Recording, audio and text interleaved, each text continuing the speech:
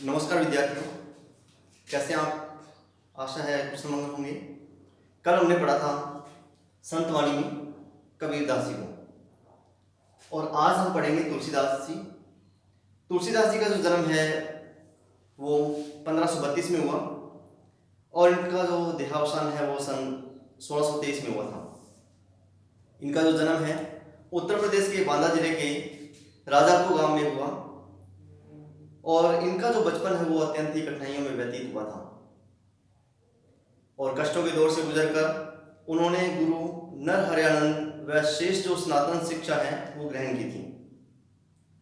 वे अपनी पत्नी रत्नावली से बहुत अधिक प्रेम करते थे, और एक बार जो है वो अपनी पत्नी रत्नावली से ये उत्प्रेरित होकर राम भक्ति की ओर अग्रसर हुए, और इनके मन के अंदर राम के प्रति जो प्रेम की भावना वो जागृत हुई। इन्होंने जो है अवधी तथा ब्रज भाषा में साहित्य लिखा है, और इनकी जो प्रमुख रचना है वो है रामचरितमानस, जिसे अपने घरों में पढ़ते भी हैं। राम को एक आदर्श रूप में इसमें बताया गया है, और इनकी जो कीर्ति का जो आधार कह सकते हैं वो रामचरितमानस ही है। इसके अलावा इन्होंने अन्य रचनाएं लिखी हैं, जिसमें विनय पत्रिका, कवितावली, दोहावली, गीतावली, कृष्ण गीतावली, वर्वे रामायण तथा रामलला नेहचू प्रमुख हैं। इनके काव्य के अंदर एक समन्वय की भावना जो है वो परिलक्षित होती है। जो हम इनके द्वारा लिखी जो दोहे हैं तो ये लोक नीति से संबंधित हैं, और इसमें मानवता की जो सीख है वो दी गई है। तो इसी का आज हम अध्ययन करेंगे। तो सबसे पहले हम अध्ययन कर रहे हैं इसका तुलसीदास जी का। तो पहला जो दोहा है इसमें, काम क्रोध मद लोभ रत ग्रह सत्त दुख रूप ते किवे जान ही रघुपति ही मूड परे भवकूप। अब पहले दोहे का अर्थ देखिए। काम क्रोध मद लोभ रत, रत का मतलब होता है लीन, जो लगा हुआ है, जो काम में, जिसमें काम क्रोध, मद का मतलब है अहंकार, अहंकार, लोभ, ग्रहासक्त, ग्रहासक्त मतलब अपनी गृहस्थी में जो लगा हुआ, अपनी पत्नी पर जो बहुत अधिक आसक्त है, ये सभी जो हैं दुख के रूप माने गए हैं।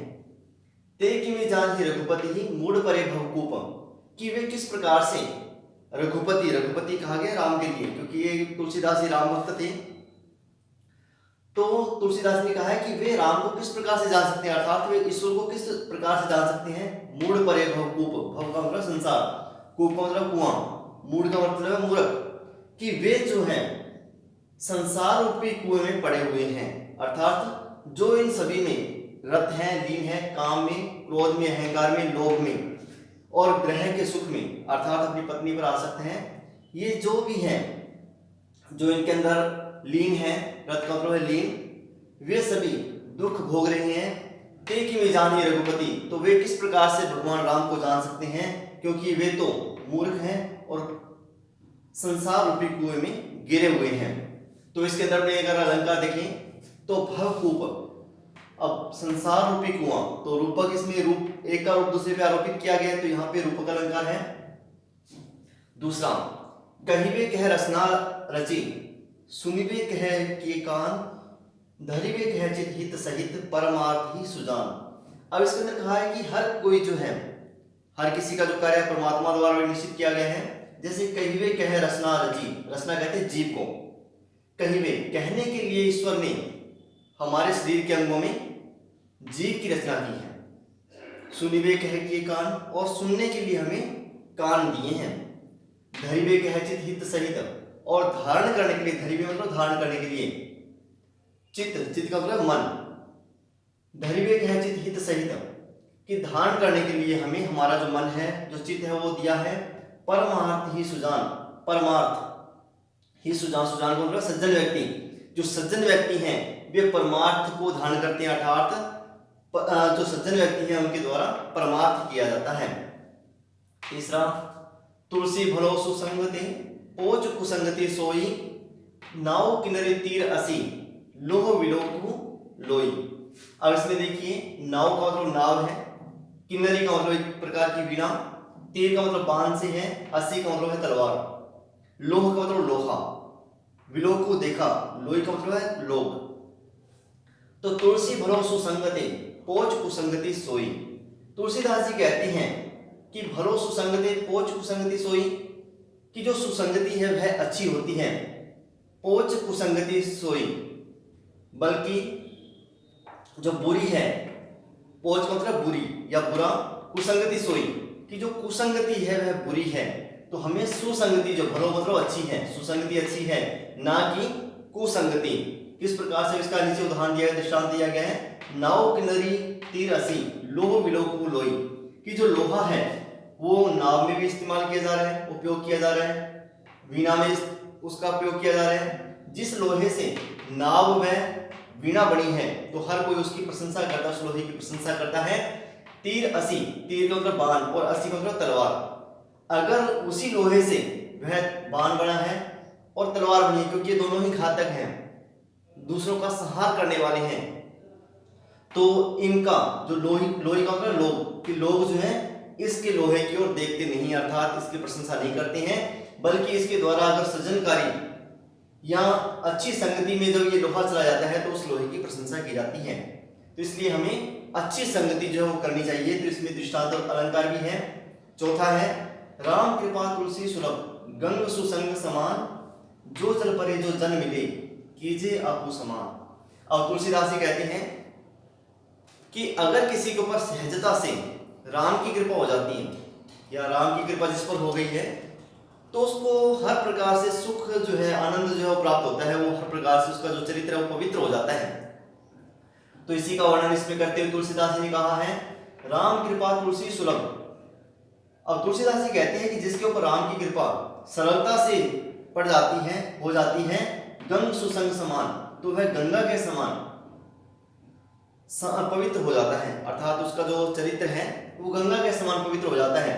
जो जल परे जो जन मिले, कीजिए आपको समान। जिस प्रकार से गंगा जो है, गंगा का साथ प्राप्त करने पर जो भी जल है, चाहे कैसा भी नदी का है, किसी प्रकार का जल है, तो वह जब जल गंगा के साथ में मिल जाता है तो वह गंगा के समान ही हो जाता है।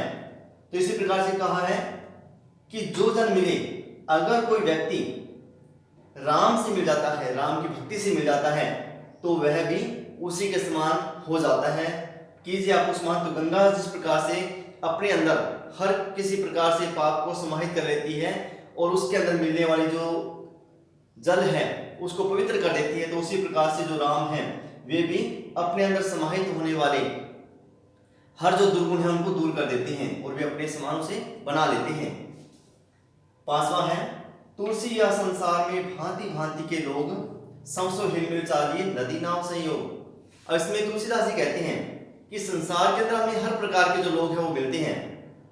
अच्छे लोग मिलेंगे, बुरे मिलेंगे, कोई हमारा हित करता है, कोई अहित करने वाला भी है, लेकिन हमें संसार के अंदर सभी से हिल मिलकर चलना चाहिए। किस प्रकार से इसमें उदाहरण दिया गया, नदी नाव संयोग, नदी और नाव का जो जिस प्रकार से संयोग रहता है, तो उसी प्रकार से हमें भी संसार के अंदर हर किसी से मिलकर रहना चाहिए। तो ऐसे ही बताते हुए तुलसीदास जी कहते हैं तुलसी या संसार में भांति भांति के लोग।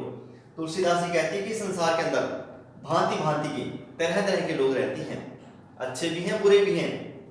सबसे हिलमिल चालिए नदी नाव संयोग, हमें सभी के साथ में हिल मिलकर यानी कि मिलजुल कर रहना चाहिए। नदी नाव संयोग, जिस प्रकार से नदी के अंदर जो नाव है वो रहती है, अर्थात अपने कई बार देखते हैं नदी के अंदर तेज बहाव आता है तो वो नाव जो है हिचकोले करती है, इधर उधर टकराती भी है, लेकिन नदी के अंदर ही नाव रहती है। इसी प्रकार से हमें भी इस संसार में हर किसी से मिलकर मिलजुल कर रहना चाहिए। तो इसमें भांति भांति सब दो बार आने के कारण से यहाँ पे पुनरुक्ति प्रकाश अलंकार है, क्योंकि शब्द एक जैसे हैं और इनका अर्थ भी एक ही है। तो यहाँ पे पुनरुक्ति यानी कि एक ही उक्ति बार बार आ रही है, तो पुनरुक्ति प्रकाश अलंकार है इसमें। छठा है इसमें तुलसी पावस के समय धरी कोकिलन मौन, अब तो दादुर बोली ही हमें पूछी है कौन। अब कहा गया है कि जहां पर जो मूर्ख व्यक्तियों की अधिकता रहती है, अर्थात जहां पे मूर्ख व्यक्तियों का बोलबाला रहता है, तो वहां पे जो बुद्धिमान व्यक्ति है, विद्वान व्यक्ति है, उसे चुप रहना ही श्रेष्ठ रहता है। तो ऐसा ही इसमें वर्णन किया गया है। तुलसी पावस के समय, पावस का आ गया वर्षा ऋतु। तुलसीदास जी कहते हैं कि वर्षा ऋतु के समय धरी कोकिलन मौन, कोकिलन मतलब कोयल, कि उस समय कोयलों ने, जो कोयल हैं उन्होंने मौन, चुप्पी धारण कर ली है। अब तो दादू बोली है हमें पूछी है कौन। तो कोयल सोच रही है, विचार कर रही है कि अब तो दादू, दादू कहा गया मेंढक को, कि अब तो मेंढक बोल रहे हैं तो हमें पूछिए है कौन, तो हमारी आवाज को सुनने वाला कोई नहीं है। एक तो इसका अर्थ ये हो गया। दूसरा अगर अर्थ अपने इसका देखते हैं कि तुलसी पावस के समय धरी कोकिल अनमोल। तुलसीदास जी कहते हैं कि बुरे समय में, जब आपका बुरा समय है तो उस समय जो विद्वान व्यक्ति हैं वो चुप हो जाते हैं, शांत रहते हैं, कुछ नहीं कहते हैं। अब तो दादू बोली है हमें पूछिए कौन। दादू का मतलब इसमें दुर्जन व्यक्ति से ले सकते हैं अपने दूसरे अर्थ में, कि अब तो जो दुर्जन या मूर्ख व्यक्ति है उनका ही बोलबाला है, तो हमें पूछिए कौन, तो सज्जन व्यक्ति को पूछने वाला कोई नहीं है। तो इसमें अनुप्रास अलंकार है। सातवां, तुलसी असमय के सखा धीरज धर्म विवेक साहित्य साहस सत्य व्रत राम भरोसो एक। तो इसमें तुलसीदास जी कहते हैं कि जब ऐसे यानी कि बुरा समय अगर व्यक्ति के ऊपर आता है तो उस समय उसका मित्र कौन है, कि उसकी सहायता करने वाला कौन है और वो किस पे भरोसा रखे। तो ऐसा ही वर्णन करते हुए तुलसीदास जी ने इसमें कहा है, तुलसी असमय के सखा धीरज धर्म विवेक।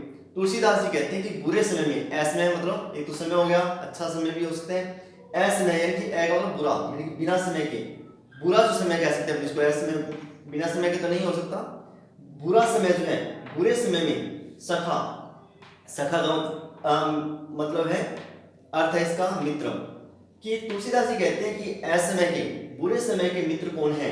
अब इसने बताया कि कौन है मित्र, धीरज धर्म विवेक साहित्य, साहित्य का मतलब साहित्य, साहस सत्य व्रत, ये सभी हमारे असमय के, बुरे समय के मित्र हैं।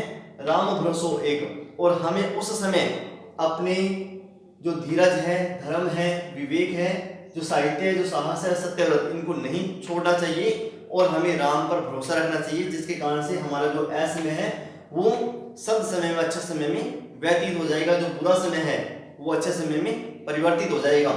तो ये थे तुलसीदास जी के दोहे, जिसमें इन्होंने मानवता से संबंधित जो सीख हमें दी है।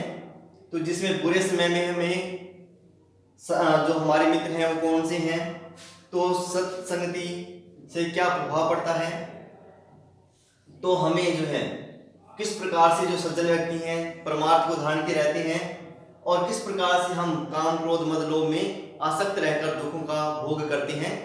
तो इन सभी से बचने का जो उपाय है इसमें बताया गया है, और साथ ही साथ इस संसार में हमें किस प्रकार से रहना चाहिए ऐसी सीख भी दी गई है, जो कि नीति से संबंधित यानी कि लोक व्यवहार से संबंधित है। तो आगे हम पढ़ेंगे इसमें राजिया रसोठा। धन्यवाद।